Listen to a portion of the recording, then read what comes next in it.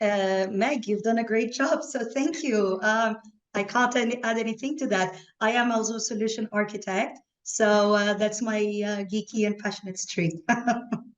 Nice. I like it. Okay. Thank you. Um, Now we want to talk about kind of some of the things that you have done.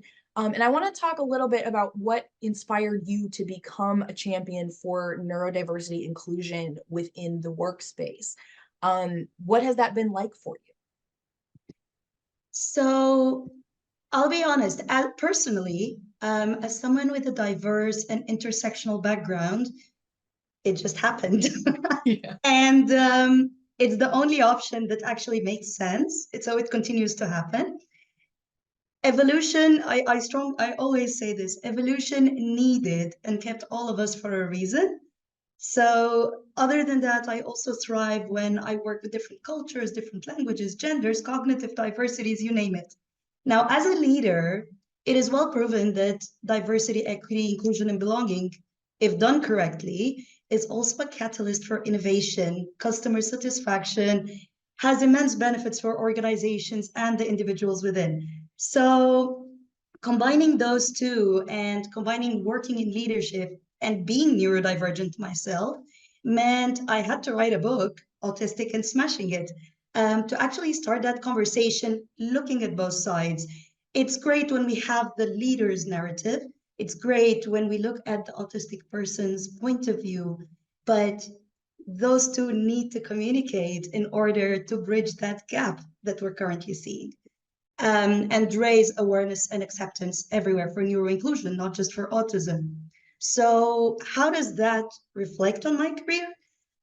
It just means delivering more robust, innovative, efficient solutions. But of course, there will always be barriers, and not all organizations will be open to new ways of doing things. Some are, some need more time. So it's not an easy journey. I'm not claiming it is. Nobody on today's call claimed it is, but it's all about raising awareness and acceptance day by day. I like this. And I really appreciate, as we're having these conversations and we're talking about things like neurodiversity and neurodivergence, please feel free, y'all, if you've got questions and you want details or anything, please feel free to send those questions in the chat. For my money, if you're going to define neurodivergency, it's basically anybody whose brain doesn't operate like a neurotypical person's, which, let's be real, I think neurotypicalness is I think that's a myth. I think we're all various degrees of a little bit off center. But I like that we talk about this because like it can be a very large tent, right? I mean, this covers everything from, mental illness to ADHD, spectrum disorders, people with dyslexia. There's all kinds of people that kind of fall under this awning. And a lot of it comes from a place of invisible divergence or invisible diversity. And so I love that neurodivergence has become much more part of the conversation, not because the other aspects of diversity, racial, ethnic, socioeconomic, all kinds of stuff, not because those things are not important and they're not still issues, but because it's not the entirety of the story, right? And you can Totally. have, yeah, like you said, intersectional backgrounds mean there's going to be you're going to fit in a lot of different buckets. So I love that we kind of are exploring this topic in a little bit more nuanced or larger discussion. And I love the fact you mentioned all the different diversities because let's face it, diversity is important. But let's face it, throughout history, women didn't have rights to even work. And then we gave women rights for economical reasons and other reasons. But then, for example, people who were of a different race were not allowed the same privileges as other people who were a different race, black and white here. And then we kind of worked on that, not resolved, still ongoing, but we're still working on that. Even the gender one, we're still working on that. Then sexuality came up a few years ago. Within this century, if someone was part of the LGBTQ plus community or they were neurodivergent to an extended degree or whatever you want to call it, they were locked up in an asylum. And this is not this is not what we see. This is not the narrative we experience. Neurodiversity is the newest diversity on the table, but unfortunately, governments, organizations, they're all trying to follow a binary or a specific model of either, I don't know, this race or that race, or this gender, that gender, that gender, or something very specific. And you and I both know neurodiversity is diverse. It is so diverse. It is so different. And there are a lot of disparities within neurodiversity itself. If you look at two autistic people, they're going to be different. They're Oh going to yeah. have different needs. So this adds a bit of complication. And I think this is where professionals like us and Power to Fly and other organizations can actually make this a much more successful journey. Yeah. Yes. I mean, I hope so. Absolutely. All right, let's talk about some of the common misconceptions around neurodiversity. What are some of the more common ones that you have seen? So I think for this question, we'll need maybe like a whole hour. Right. Uh, hold my glass, please. um, so I will cover different misconceptions, but all related to the workplace. Some from my experiences, some from other people's experiences. To write our book, we had to speak to a lot of people on the spectrum, on the autism spectrum. So that also gave us a lot of insight and research material to look at. So the first one, which I think affects all diversities, and I love the fact that Erin actually tapped on that, unconscious bias, including things like unconscious bias is not actually conscious or easy to resolve. So I love it when you walk into an organization and they say to you, oh no, we don't have any unconscious bias here. We treat everybody the same. Treating everybody the same is not equitable. It's not going to help everybody. It will only help those who already made it, but not everybody else. Yeah. So, yeah, that's my first one. Unconscious bias. Organizations really need to be honest with themselves and listen to their neurodivergent staff or ethnic minority staff or gender minority staff or whatever minority we're talking about here, and understand from their lived experience. My lived experience, even if we're both autistic, my lived experience is going to be totally different from your lived experience, totally different even from a sibling's lived experience. Oh So, yeah. yeah, so we need to acknowledge that. I mean, just even not neurodivergent, even neurotypical people, their experience in life is totally different from someone who might have had exactly the same upbringing and everything. So that's my first one. Another one is thinking that awareness raising and training is the ultimate answer. So we are very inclusive. We do like neurodiversity and Women's Month and Black History Month and all of this. We're very inclusive. We're the best at inclusion. It's great. Awareness and training is the first step, but you're not going to change people's thoughts that they gathered over a few decades by doing an awareness session or a 3-hour training session or whatever you want to call it. Joanne Williams, I think from University of California, if I'm not mistaken, makes a very nice example here where she says, if a business has a sales issue, they don't address that sales issue by having a sales awareness day or a celebrate sales national or international day and expect sales to get better. No, that unfortunately that's how most organizations treat DE&I efforts. But instead, they should actually look at the evidence, look at the metrics, and be persistent. Listen to your staff. You can use professionals who also have lived experience because they will see things that you might not be able to see or other professionals might not be able to see. And look at a data-driven strategy, because it's one thing to say we want to go here, but we have absolutely no clue where we are or how far we need to go or what we need to do, but we want to get better at this. What is your definition of better? How far do you have to travel to better? What do you need to do for better? Maybe you're already amazing. Maybe, I mean, there's always places to improve, but still, yeah. So be humble and curious and find your way and measure and be specific about it. Be scientific about it. Don't be just guesstimating where you need to go and what to do about it. Other organizations do things like, I don't know, they want to hire neurodivergent staff. We want to increase our hiring of neurodivergent staff. We want to think outside the box. We want to be innovative. We want to this, we want to that. But then they have someone who's not comfortable being on camera. You need to switch your camera on. You can't just stay off camera like that. Or someone who, for example, has ADHD and they prefer to work in a different time pattern. Oh, no, no, no. We need you to be online between 9 and 5. Absolutely no concessions there. Maybe you can work until midnight. We don't mind if you work until midnight, but you got to start at 9. That's it. So you can see here that if organizations want to hire neurodivergent people, but if they don't have the right environment for them and they cannot say they want cognitive diversity and squeeze people into burnout or no flexible options or any of these things, you don't actually buy a goldfish, and then say, oh, I need to get a tank for it. You have I to was get literally just thinking that. I went from exactly. wheelchair analogy to I was gonna say hamster, but same idea. I love this. Oh, I want to hear the hamster one, please. What are you gonna keep it in a shoebox with duct tape on the lid? Like, come on, that's no life for a hamster. You gotta have the things, right? They need a tank. You gotta have the water bottle they can drink from. You know, like Exactly, the right yeah. pH, the right everything. And it sounds really complicated, but it's not. It just requires open-mindedness and the willingness to say, we're going to succeed, rather than, oh God, all these things.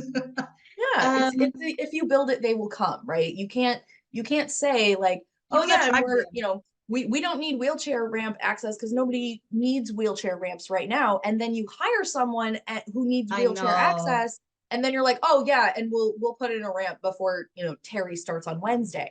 So it's like this doesn't make any sense. Why are we And even then trying when to do Terry this? arrives, everybody's pushing the ramp into place quickly, and Terry feels terrible.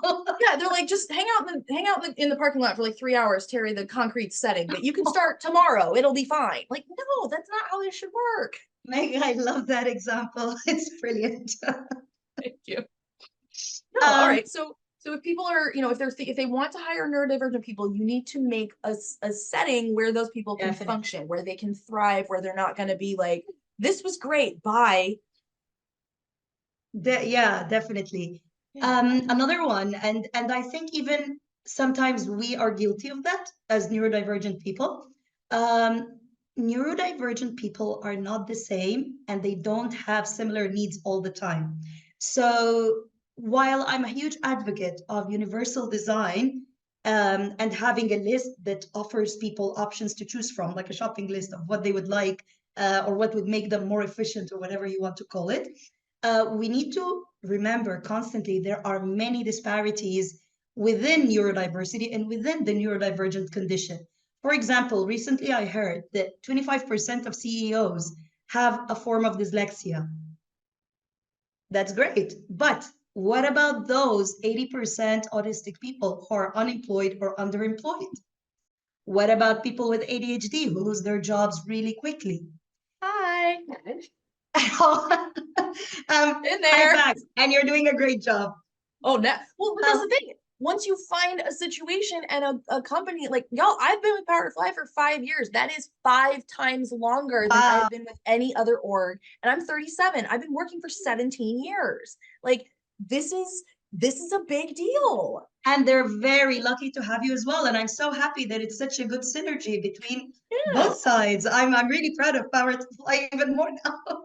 But within people also that have autism, for example, or ADHD or dyslexia, there are so many disparities. So I'm a very sociable person and I enjoy socializing. I enjoy traveling.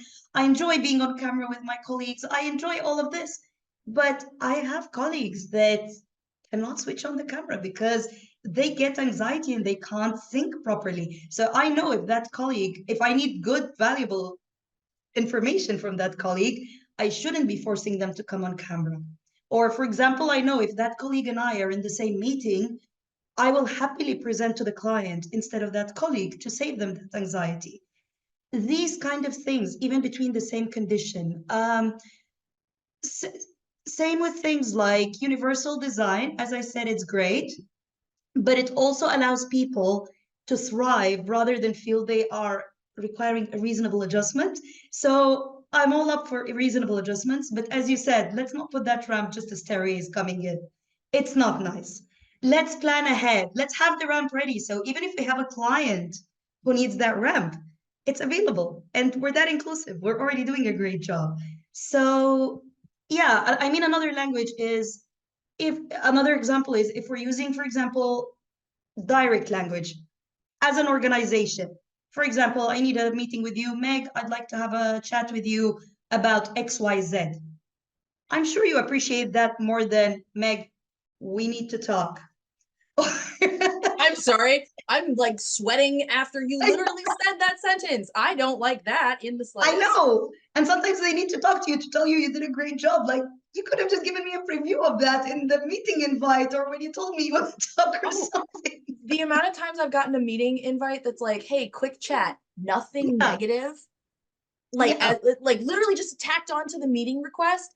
Oh, thank you. Thank you for saving me like an extra 47 hours of stress because yeah, the meeting's in 8 minutes, but I'm gonna be freaking out on like double, triple, quadruple overtime until then. So yeah, like so that's a really easy universal design that's great for someone who's neurodivergent, but also great for someone who's not or doesn't know they're neurodivergent still.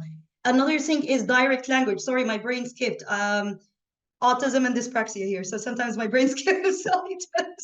But using direct language is also greatly appreciated by many.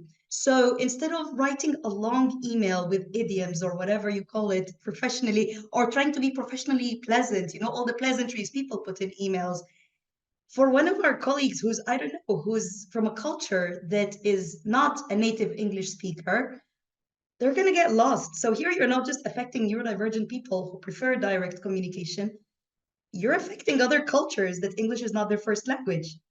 And lastly, for example, small changes like if you have a long project that's going to be 8 or 9 months, it's easier to break it into milestones. That way, if someone in the team, I don't know, wants that extra dopamine rush, when they finish the first milestone, they're gonna get it. When they finish the second milestone, they're gonna get it. But it's also great for the rest of the organization because it's less risky than waiting until the last minute and realizing we can't deliver the project. Little milestones works for everyone. Another one is ERGs, and I'm really passionate about this. ERGs are great in organizations, but not how most organizations do them. So ERGs are great, but we need to respect them and we need to compensate them. I don't mean pay them extra. I mean, if your organization wants to do that, great, go for it. But I mean, not push people to do ERG work during magic time or during lunch breaks or after work or personal time. Because by doing that, leadership is sending a strong and wrong message that this is a nice to have or an extra thing rather than something right? that is critical. Exactly. Yeah. Exactly. And if we don't think something is critical, why should we expect people to invest in it and monitor it and look at it as something serious? Yeah. So yeah. Another one, sorry, I'm saying too many. Okay. I No, can these are say this great. all Like day. I'm loving these. Yeah, these are all like really great ways that orgs can honestly like help foster this environment. And they're not like I mean, like you're saying, none of these are silver bullets, right? None of these are like, oh, that's the thing. As long as No, you do that, you're golden. It's like, no, like you're different gonna have to ways. take a look at your specific business, your specific clients, your employees, your what where your culture gaps are, and try and figure out what you need to do to both be supporting the people that are already there as Yeah, well as making sure you are creating an environment to be inclusive and be supportive to exactly. the new people that hopefully will come in and fill those culture gaps that you have. Exactly. Yeah. So the next one, which also builds into some of the themes we've been building, is color blindness. And I don't mean racial or people color blindness here. I mean when organizations say we see and treat everyone the same. This is very dangerous. This is very dangerous. And when an organization says that, I panic because I know there's a lot of work to do on these aspects and biases and microaggression and you name it. Bring all the lot in at that point. So it's a disaster in my opinion, because how can you see a minority and how they are impacted if they're assessed and treated like everyone else. Remember that caricature or diagram we used to see of a fish, a monkey, an elephant, and everybody's told, we'll assess you by all getting you all to climb that tree. Yes. This is exactly color blindness. So a simple example, for example, that organizations do is asking what salary someone is on and just building on that previous pay inequality. I get it. We need to know what they're on because let's face it, if someone is on 30K, they're way more junior than someone who's on 130K. So I get that sense. But if you are posting a job, put the job pay range on the job Yes. ad itself, and that way only the right and relevant people will apply. Yes, there might be a few rogues here and there, but you can look at their experience or years or what they've delivered or whatever you're looking at and narrow that down. The funniest way to put this is in context, because we used fish and hamsters, is imagine, for example, I just had a 3-course meal, okay? And I'm really full. And you have not eaten in 5 days, Meg. You and I both entered the same room, and we're both given one sandwich each because everybody's treated equally here. This is unfortunately where most organizations are at because you haven't eaten in 5 days. Maybe you want to eat 10 sandwiches.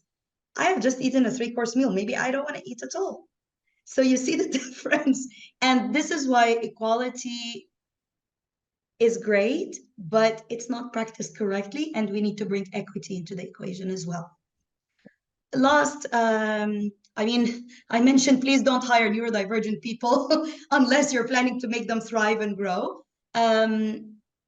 My last one is when an organization hires an expert in the field of neuroinclusion, and organizations think, oh, no, no, no, we don't want to share any data with them. Oh, no, no, no, we can't have them do an audit. Oh, no, no, no, we can't get them to come to the office and see what the environment is like. This professional or expert is not trying to catch you out.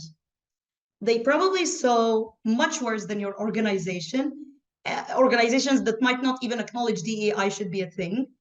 What that expert is trying to do is to help you navigate things. They need data to understand where you are, where you want to go, how to plan that journey, and truly enable your organization.